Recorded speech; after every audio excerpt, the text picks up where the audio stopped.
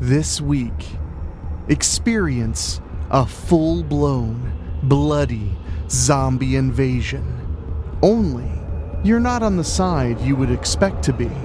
You take the role of a bloodthirsty, brain-hungry ghoul. So listen if you dare. What's that? You want to be scared? Come with me.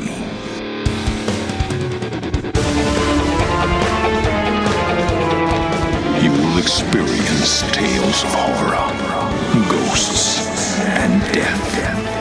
It is not recommended for the weak at heart. Listen in the dark. It's more fun that way. This is Weekly Spooky.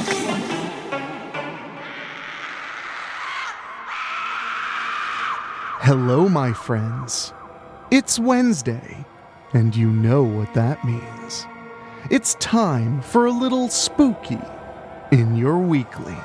I'm your host and narrator, Henrik Kuto, and tonight's story is, very moist and very, very hungry. But before we get to that, I want to take a moment to say thank you so much for listening. It really means the world to me to watch this show grow and grow over nearly 3 years. And this October is going to be very special, with tons of terrifying content just waiting for you. So if you enjoy the show and want to help us out, why not go to your favorite podcast app, make sure you're subscribed, and leave us a star rating. It's absolutely free, and it directly helps the show, whether on Apple Podcasts, Spotify, Stitcher, or any podcasting app.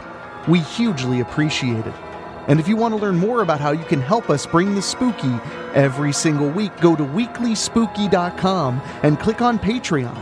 For as little as $1 a month, you get bonus episodes and our undying gratitude. And make sure you tune in, because on Mondays, we have new shows meant to keep the fear going. And going and going. Like Terrifying and True, our true crime, folklore, and first-hand accounts show. For if you want something a little bit more than fiction. But now, my friends, it's getting dark. It's getting cold. And I think I hear the zombies coming now. So get comfortable, but keep one eye open as we begin this story right after a word from our sponsors.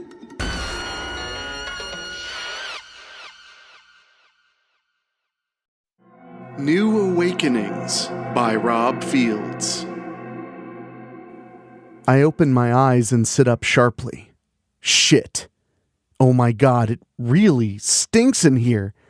Then I see all the slabs with many naked, dead bodies on them. I also see the freezer drawers and realize I'm a little cold myself. What the fuck? I shriek when I look down and see I'm just as naked as these other corpses.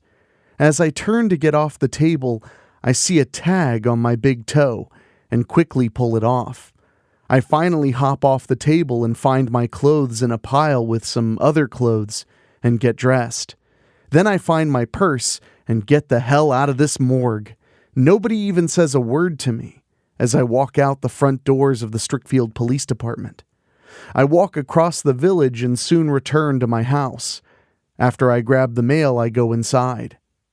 Shawnee, is that you? I know who that is. Bev? She gets up from the kitchen table and comes to meet me. What happened to you? I've been waiting here for you for over an hour. Then I remember. Oh, right. We have plans tonight. Just let me take a shower real quick, then we'll head out. Bev sighs softly. I've already waited for you this long. What's another half hour? Then I have an idea. Why don't you see if Pam and Mary want to come with us? I would, but they're definitely not returning my texts or calls. She shrugged. No big deal. I groan. Christ, are they still bent out of shape about that shit? Bev smirks. You still aren't? I know I still get the creeps thinking about it. I sigh. Fine. You and me. I'll be down shortly. I walk upstairs, get naked, and get under the shower nozzle. I've never said this to Bev or the other girls, but I'm still spooked about what happened 2 days ago. I still remember that fucking alarm clock that I bought at that store called Tinker's. All I wanted was a working alarm clock that would get me up in the morning so I could make it on time for work at the bookstore over at the mall. We were having a slumber party at Bev's house when we were playing with that clock. Pam and Mary were there with us.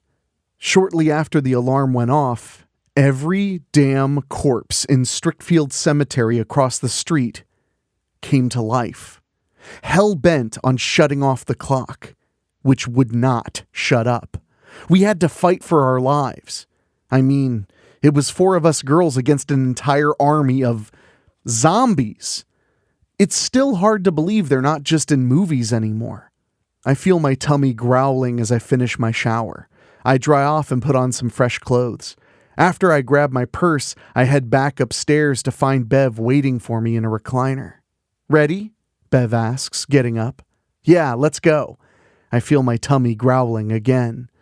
Let's stop at Caffeine Junction. I want to get my latte and a little something to snack on. Bev comes to me. She's got this weird little smile. Sounds good. I'm pretty hungry myself. We both leave and head to Strickfield Town Center Mall. We drop by the bookstore where we both work and pick up our paychecks and go cash them. Now that we have money, we can move around a bit more. We head back out into the mall and head for Caffeine Junction. Looking around this mall, you would even wonder why anyone would want to shop here. There were tons of stores in here when the mall first opened.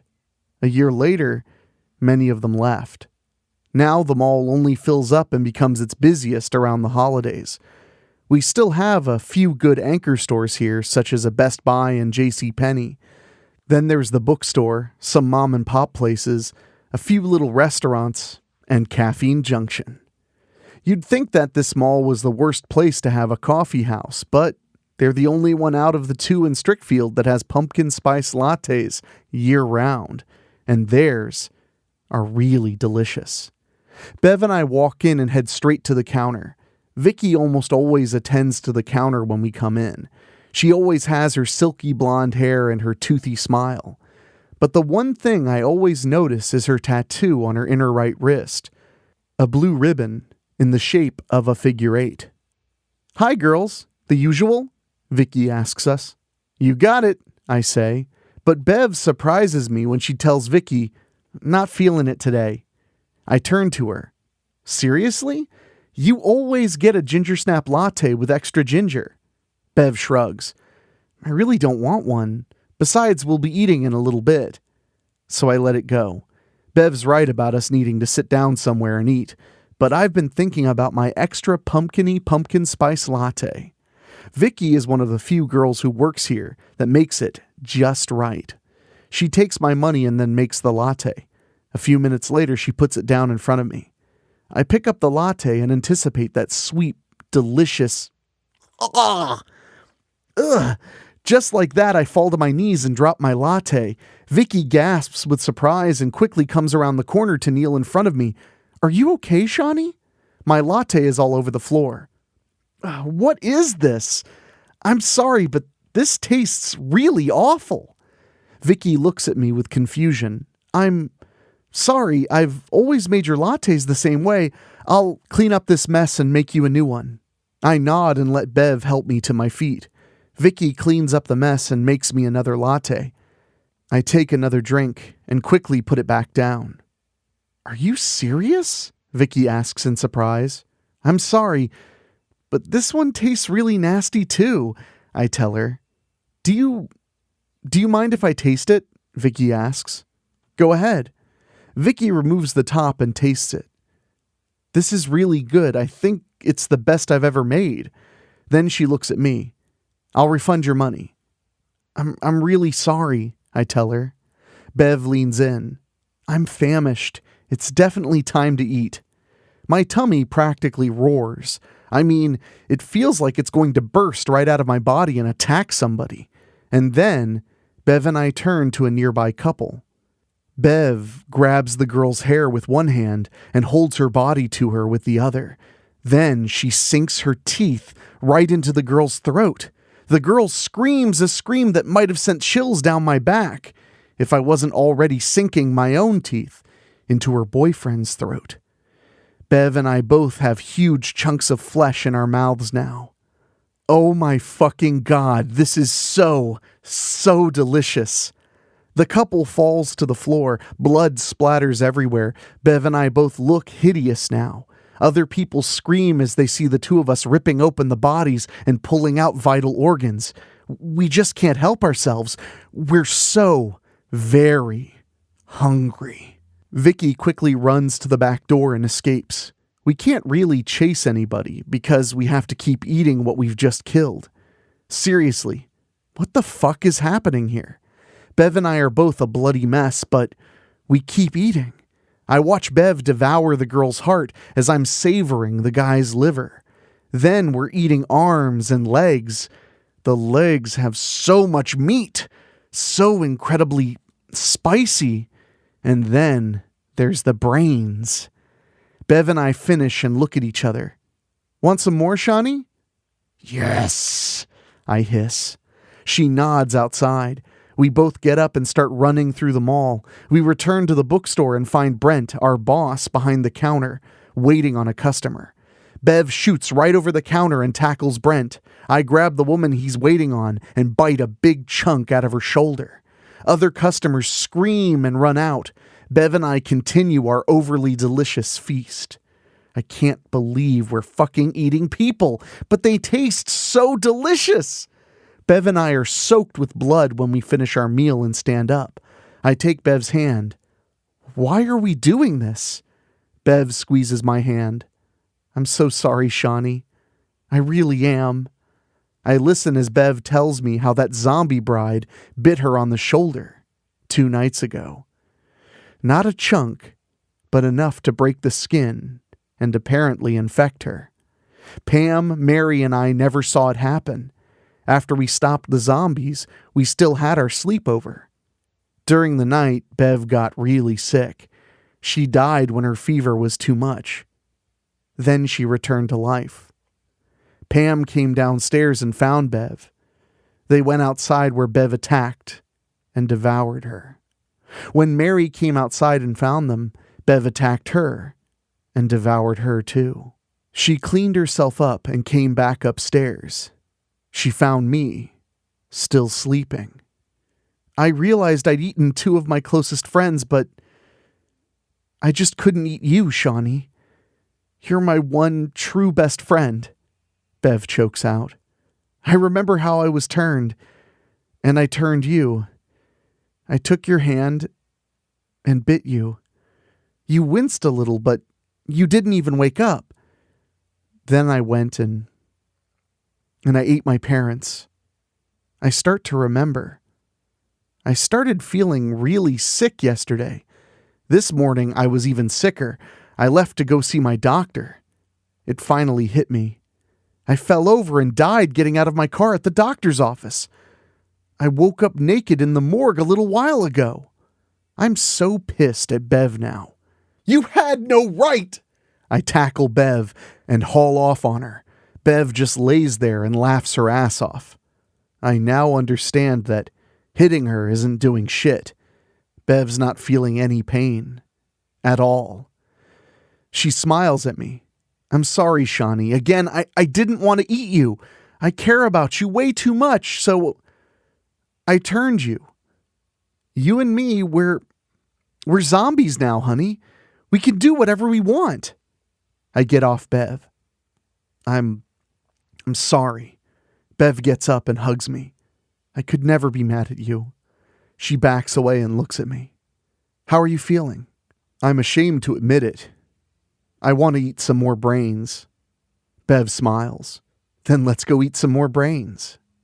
Bev and I run throughout the mall again. We find a few more people who are hiding from us and devour them too. I finish my latest kill by smashing the skull open and taking the brain. I bite into it and moan softly. I know, right? Bev murmurs, taking a bite of her brain. Brains are the best part. They're unlike anything we've ever eaten when we were alive. They taste so good. I take another bite. Fuck yeah. We finish eating the brains and stand up. Still hungry, Shawnee? You know we are. Bev and I move and finally leave the mall. We find a couple on the other side who are making out in their car. We both know them. They're Lizzie Marsh and Darren Keith, who are one of the more popular couples at Strickfield High. Guess they really got serious about each other during summer vacation here. But who gives a fuck? We smash through the window and attack. Lizzie screams as I bite into her neck. Her blood sprays everywhere. As Bev's about to sink her teeth into Darren, he cries out and opens his door hard. Bev is knocked on her ass as Darren gets out and runs away. I move to Bev, who quickly sits up, like the Undertaker from WWE wrestling. We need to get Darren, Bev growls. I help Bev to her feet. Then we turn and chase him. For two dead girls, we can run amazingly fast. Right away, I understand that we don't breathe, so we can push ourselves harder and faster than a living person. But for how long? Won't we start rotting away eventually? I don't want to think about that right now. I just want some more fucking brains. Darren screams loudly as we finally tackle him. He struggles as he keeps shoving us away. He keeps trying to get up, but we keep shoving him back down. He's putting up one hell of a fight as he keeps both of us from biting him. Minutes later, we're joined by... Lizzie! Darren cries. You're still alive! Now here's some humor. It's dark over here, not much light, so that means Darren can't see that Lizzie's throat has been torn out and she has blood all over her clothes. Lizzie tenderly puts her hand on the sides of Darren's face.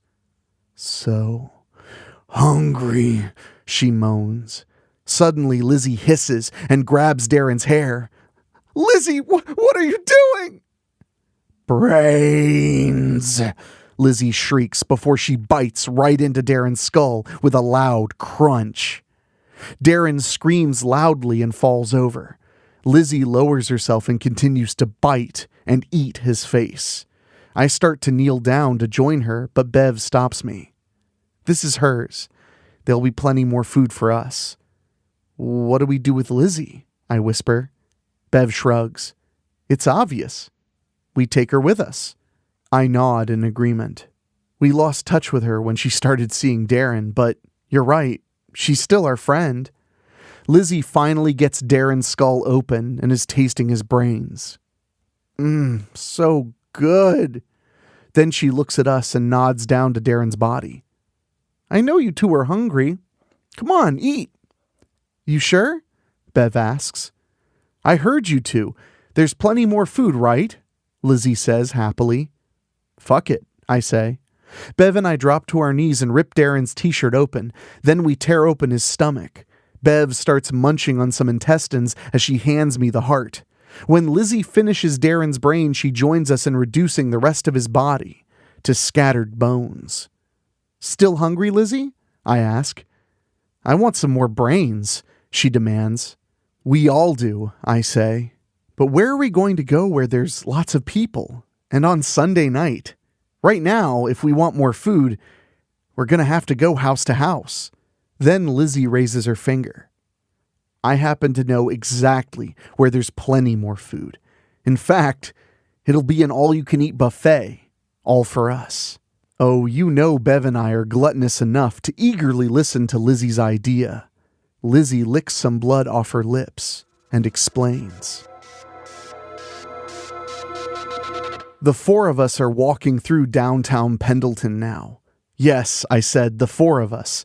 Lizzie has a twin sister, Libby. Bev and I both knew the two of them were very close, so we had to turn Libby. We found Libby getting out of her family's swimming pool when we approached her. She gasped when she saw the three of us. "It won't hurt much, Libby," Lizzie promised her clone. I think Libby was so scared that she couldn't run away. We each bit into her, but we didn't eat. We just drank her blood. She moaned in fright until she dropped over. It was only a matter of minutes before Libby twitched and did her own Undertaker impression. Libby wasted no time in running into the house and attacking her parents. We had to follow her inside and make sure the twins' parents didn't come back to life. We discussed this with Lizzie when she wanted to turn Libby. We would also have to tell Libby that. We can't just attack people without care and leave them lying around. Before long, we'll have way too many zombies, all with our ravenous appetites. Also, we never seem to get full, even after all the meat we've been eating. At the rate we'd all been going, it would only be a matter of days before we'd run out of food. It has to be just for us. Period. So now we four are walking in downtown Pendleton, about 30 miles from Strickfield. We explain the plan to Libby, who's excited to be in on it. "I ate Mom and Dad," she says in disbelief. "And I loved it." She quickly takes Lizzie's hand.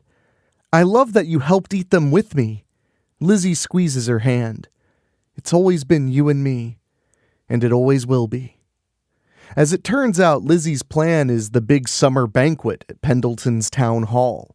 You'd think it would be outside, but since it's a hot and humid summer, we broke into the hardware store and stole some padlocks and chains. We also let Libby devour the owner's brains. The owner was staying late to do inventory. When we reach town hall, we quietly sneak inside. Stealthily, we move to every possible exit door and lock them using the chains and padlocks that we stole. I know we're all eager to eat, but we resist our monstrous appetites until we've done what needs to be done. When we finish, the four of us meet in a corner of the dining hall. We're all feeling quite gleeful. "Wow, you really came up with a great plan, Lizzie," Bev compliments. Lizzie laughs a little. "Well, our parents have been talking about this summer banquet event for the last few months. Sometimes Libby and I come here with them. Darren and I were going to go until you and Shawnee came along. Now the four of us have a damn good reason to be here." Libby gets all giddy on us now. "I'm so happy we can share this together." The four of us have a group hug. Then Bev shouts, "Let's eat." The four of us turn to our all-you-can-eat buffet. Brains. Boy, do we ever make a fright fest. People are screaming and panicking when they see the four of us attacking and eating them. They really scream when they find they can't leave. There aren't any windows in the dining hall, so that means these people are staying right here with us.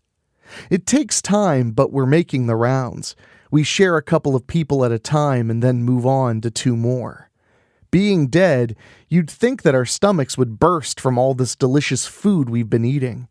But no, I think we actually digest our food rather quickly. The nice thing is that we really don't have to fight over anything, especially the brains. Lizzie was right about there being plenty to go around. It truly is an all-you-can-eat buffet for us zombies.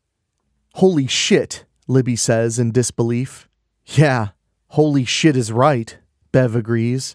Lizzie rubs her tight tummy gently. "We really did it." "I can't believe we ate the whole thing," I observe. But we did. We look over all the carnage we created. Nothing but blood and bones all over the dining hall.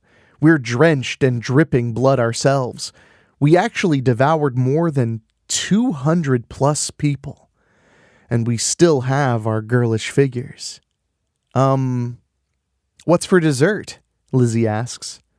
"What indeed?" I reply. "It's definitely late. We're not going to find another fully loaded banquet hall like this tonight," Bev stated. First, Lizzie came up with dinner. Now Libby knows where we can also get dessert.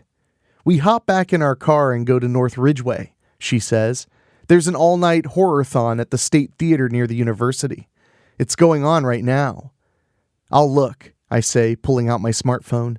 Then, Libby's right. Bev takes my phone and looks. Let's haul ass, bitches. I know I want some dessert. Same as Lizzie. Fuck yeah, I yell. We enter North Ridgeway 40 minutes later. It's already after midnight when we reach the State Theater. People are just gawking at us as we enter the theater lobby. Yeah, I suppose it looks like we're doing cosplay. I mean, we've got moist blood all over us. The flesh on Lizzie's throat is obviously torn off from when I bit her, but the most obvious is Libby, still in her swimsuit. Of course, we don't really give a shit about what we look like. We don't have to. We're zombies. My tummy's already anticipating dessert. People looking at us are confused as to why we have padlocks and chains hanging over our shoulders. We're not selling any more tickets, a guy behind the concession stand calls out to us. Then he points to Libby. And we can't let you in here. No shirt, no shoes, no service, and no ticket. Oh, really? Libby purrs. Then she approaches the counter and sets her chains and padlocks down.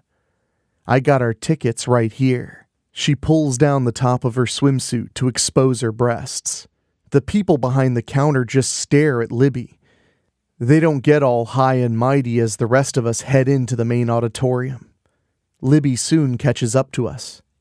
Do you always have to be so promiscuous? Lizzie whispers to her twin. Got us in here, didn't it? She whispers back. Unless you feel we should have just eaten them. No, great move, I agree. Right, Bev further agrees. Now let's get to work on the doors. It's easy for the four of us to move around in the auditorium and chain up the doors, just the same as we did back at Town Hall in Pendleton. Everybody's too focused on the cheesy horror movie playing on the silver screen and making stupid jokes at everything. We meet back at the main doors, which we secure with 2 chains and padlocks. When we're finished, Bev murmurs, "Time to enjoy dessert, ladies." Bev and I both walk to 2 guys sitting in the very back row, grab their hair, and sink our teeth into their heads. They scream like hell, but nobody actually pays attention to them. They think it's all part of the horror-thon. Then the twins grab 2 other people and make them scream as they start dessert. Here's the funny part. We've already eaten 5 people, each, before the marathoners start to realize the 4 of us are killing and eating them for real. The people who finally get it start panicking and trying to run, but then they find they're locked in here with us. Soon more and more people are panicking, just like back at Pendleton's Town Hall. All they're going to be able to do is watch as the 4 of us eat the whole fucking thing. Again. What's even funnier is that they've got us easily outnumbered, but they're way too scared shitless of 4 high school zombies. The people are all clustering towards the big screen. They're all screaming and yelling. A few of them even grab other people and shove them right at us. Naturally, we're going to take their offerings and eat. This same thing happened at Pendleton's Town Hall too. And just like there, people are even pissing themselves when they see we're real zombies. I'm so fucking glad this happened to us. Bev's right. We don't have to follow any rules ever again, except for what we decide. All we have to do is eat all this delicious meat and brains. Eat to live, and live to eat. As we're finishing dessert, the unexpected happens. The main doors suddenly burst open. The next thing we know, a bunch of fucking bitches walk in. All of them are armed with some mean-ass hardware. I'm not talking shotguns and baseball bats here. I mean, these babes have weapons you'd only see in science fiction movies. One of them steps out and points to the 4 of us. It's just these 4 girls. They haven't infected any other people. Then she yells, "Take 'em!" The 4 of us scream like banshees and rush right at them. Boy, do we ever make a serious bad call. One of the girls easily raises her high-tech rifle and shoots Bev. I see her crackling with electricity before she falls to the floor, never to move again. "Bev!" I shriek. In taking my eyes off those bitches, I don't see the one who shoots me. All I feel is a sudden surge of electricity. Then I feel nothing, ever again. Not even my insane hunger. I wake up and feel my stomach practically screaming at me. Then I see I'm naked and underwater in a holding tank with Bev and Lizzie, who are also naked. I don't know if we're in water or some kind of chemicals, but we can easily see more and more bitches through the glass. We never see a single guy in here. Then one of the girls sees we're all moving and points our way. The next thing I know, something grabs me like a giant claw and plucks me out of the tank. I'm being moved to a table. There are more girls waiting there as I'm lowered down onto it. They converge on me and secure me fast. I mean, I literally have no chance in hell of fighting them off. They back away and my table tilts forward as if letting them see what's ahead. And then I gasp when I see Libby, or what's left of her. She's secured to a similar table like mine. All of the skin on her chest has been removed completely to expose her internal organs. She's still moving, though. Two of the girls break away from the group and approach me. They're both wearing very revealing tops. Then I immediately spot the blue ribbon tattoos that are in a figure 8 above their left breasts. I remember that Vicky from Caffeine Junction had the same tattoo, but hers was on her wrist. "You four did quite a bit of damage around the area," the first one says. "Don't you think so, Caprice?" "Definitely, Katie," the second girl agrees. "I can't believe they decimated 283 people in a single banquet hall. And 248 people in a movie theater," Katie adds. "What the fuck do you want?" I yell. "To study you," Katie murmurs. "Learn how you tick. More importantly, how you four were able to devour so many people and not burst as a result." I glare at them. "I'm going to fucking eat all of you." "No, you won't," Caprice says. "We've got all the latest technology here. Trust me, you're all staying right where you are, unless we say otherwise." Katie smirks now. "You got the attention of the blue ribbons. We're a secret society that operates in various parts of the globe.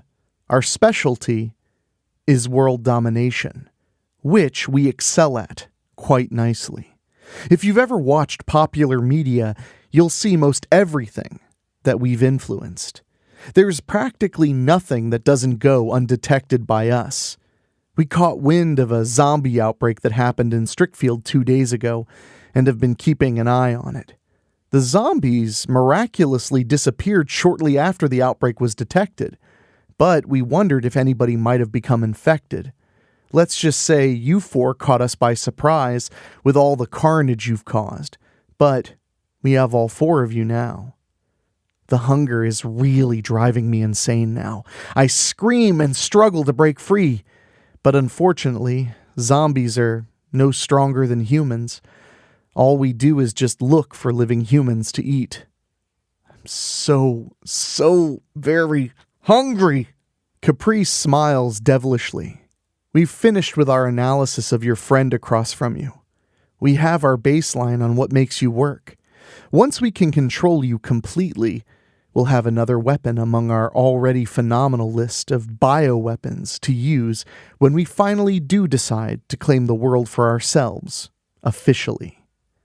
"That's right," Katie purrs. "You 4 zombies will remain here with us. We now know how to keep you from rotting away. When we need you, then we're going to use you. In other words, you're the property of the blue ribbons now. Enjoy looking at all of this high-tech equipment you see because you're never leaving here again, unless we need you for a mission." Katie turns to Caprice. You did real good in finding these zombies, honey. Then they share a kiss. But did you really have to let 283 people be killed before you called in the troops?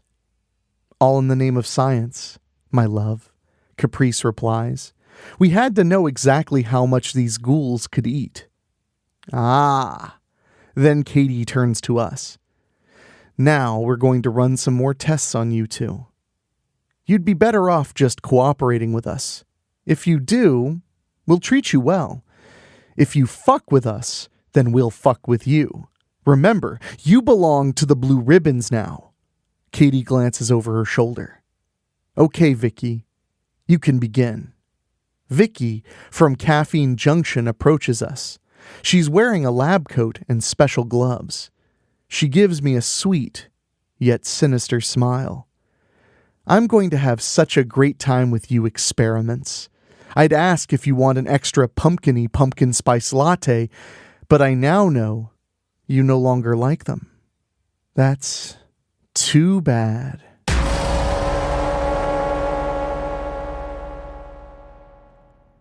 Well, my friends, who's hungry? Sorry, I couldn't resist saying it. I hope you enjoyed this week's disgusting, terrifying tale as much as I did, and I hope it's left you hungry for more. I don't know if you've been noticing that there are new things going on at Weekly Spooky. We now have another show called Terrifying and True right here on the Weekly Spooky podcast feed, and at the end of every month, a talk show called Monthly Spooky, where myself and my dear friend Michelle talk about all things spooky in a relaxed talk show environment. I highly recommend giving it a listen. It costs you nothing extra, and we sure do appreciate all of you listening. So, thank you so much for already making the first few episodes so successful. I'm really looking forward to October because that's really our time to shine. That's when everybody wants a little bit of the spooky, and we're right here waiting for you. But we're not just here in October. We're here all year round, baby. I also want to take a moment to say a huge thank you to our Patreon podcast boosters, folks who pay just a little bit more every single month to hear their names on the program. They are Christopher Sullivan, Brent McCullough, Gino Lyons, Steve King, Karen Weemet, Jack Kerr, Jeff and George Hilton, Craig Cohen, and Kevin Fry. Thank you all so much, and thank you to everyone who's been joining the Patreon. We just hit 89 patrons. My friends, for as little as $1 a month, help me reach 100 patrons by the end of this year. That's my goal, and boy, are you all making it happen for us. So thank you so much for listening. I've got to get out of here, but we'll be back next week with more terror to titillate you. Until next time, for myself, executive producer Rob Fields, our producer Dan Wilder, and our composer Ray Mattis, I will talk at you later. Thank you for listening. Make sure to find your way back next week. But for now, you are safe. Trust me.